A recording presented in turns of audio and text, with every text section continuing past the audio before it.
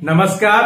BA first semester economics और हमारा topic है आज का पूर्ण प्रतियोगिता। इसके पहले हमने पढ़ा बाजार के प्रकार। जब हम बाजार का वर्गीकरण करते हैं तो एक वर्गीकरण हमारे सामने आता है प्रतियोगिता के आधार पर बाजार। प्रतियोगिता के आधार पर बाजार कितने प्रकार के होते हैं ये हमने पिछले लेक्चर में समझा कि प्रतियोगिता के आधार पर बाजार पूर्ण प्रतियोगी बाजार, अपूर्ण प्रतियोगी बाजार, एकाधिकार, अल्पाधिकार। आगे हम पढ़ेंगे। आज हमारा टॉपिक है पूर्ण प्रतियोगिता। पूर्ण प्रतियोगी बाजार कैसे बाजार होते हैं, इसकी क्या परिभाषा है, इनकी क्या विशेषताएं हैं, पूर्ण प्रतियोगी बाजार का अध्ययन हमारे लिए क्यों आवश्यक है।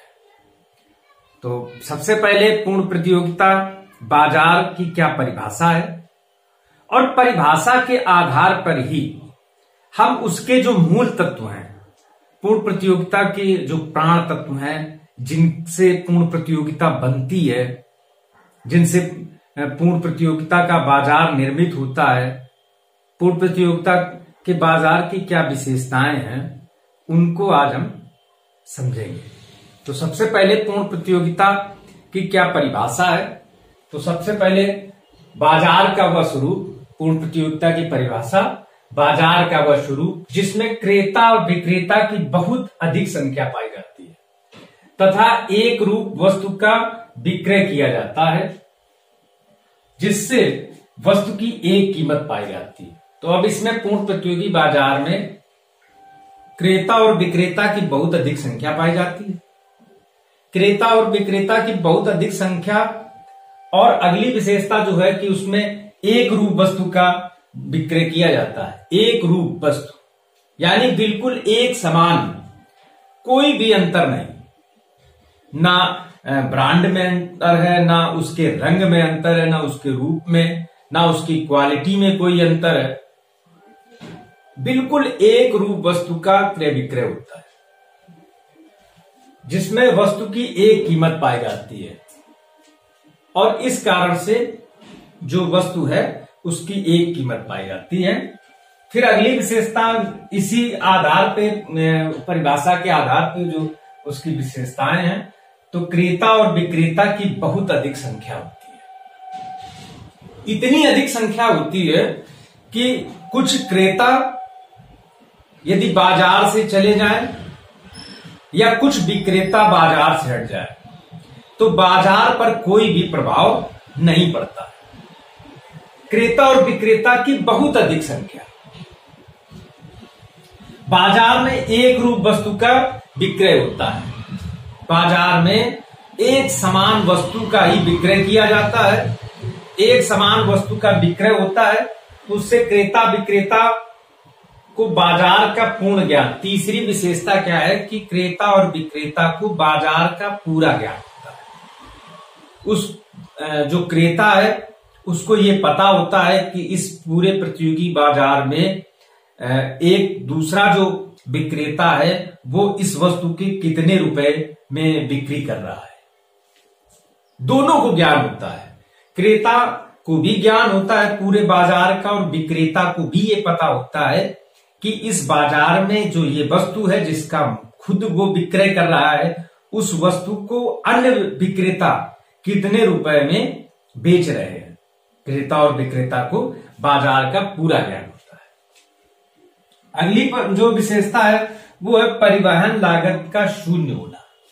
परिवहन लागत शून्य होती है, अर्थात जो फिनिश्ड गुड है वो बाजार में बिना किसी परिवहन लागत के आता है।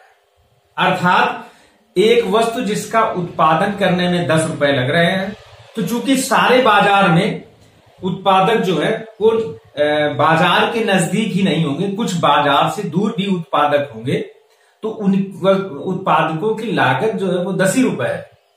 कोई एक वस्तु है जिसकी उत्पादक लागत 10 रुपए है। अब चूंकि बाजार किसी एक उत्पादक का पास में है, किसी का दूर है, तो उसमें परिवहन लागत जुड़ जाएगी।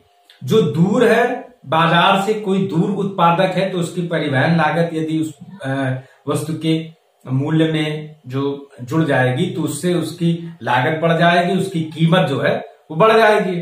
तो कीमत बढ़ने से बाजार से वो पीछे हो जाएगा। मगर यहां पर ये विशेषता पूर्ण प्रतियोगी बाजार की विशेषता है कि परिवहन लागत शून्य होती है। यानी बाजार तक जो फिनिश्ड गुड्स है उसको लाने की कोई भी कीमत उत्पादक जो है वस्तु की मूल्य में नहीं जोड़ता है। अब इसका प्रभाव ये होता है कि एक दूर उत्पादक है और बाजार के एक समीप उत्पादक है, दोनों के जो वस्तु है उसकी एक समान कीमत हो जाएगी। परिवहन लागत शून्य है।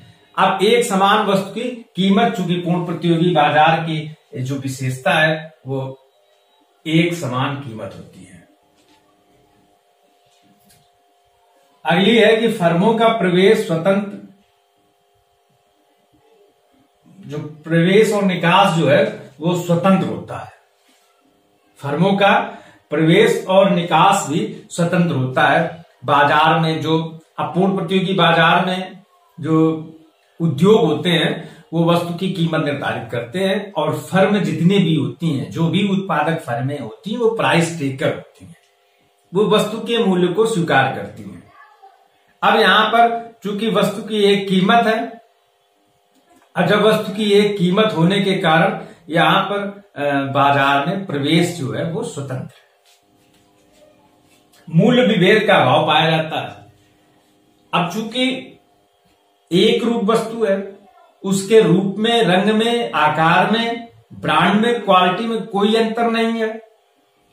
इस कारण से वस्तु की कीमत जो है वो एक होगी। अगली विशेषता क्या है कि साधनों में पूर्ण गतिशीलता पाई जाती है।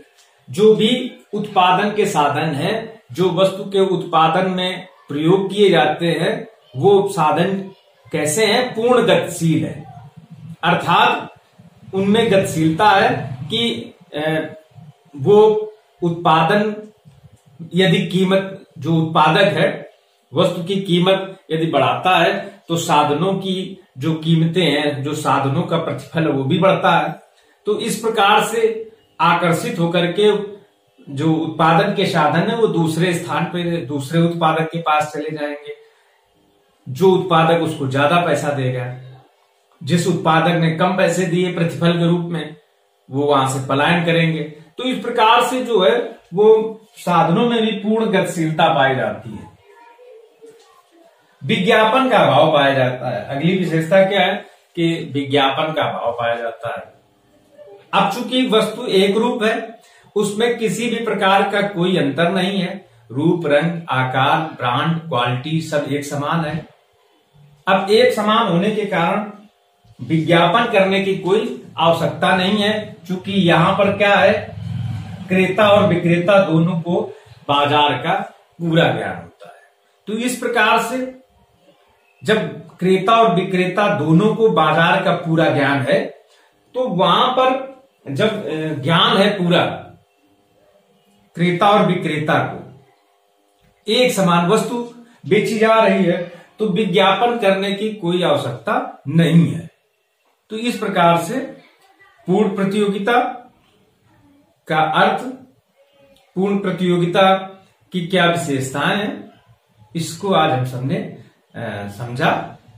धन्यवाद।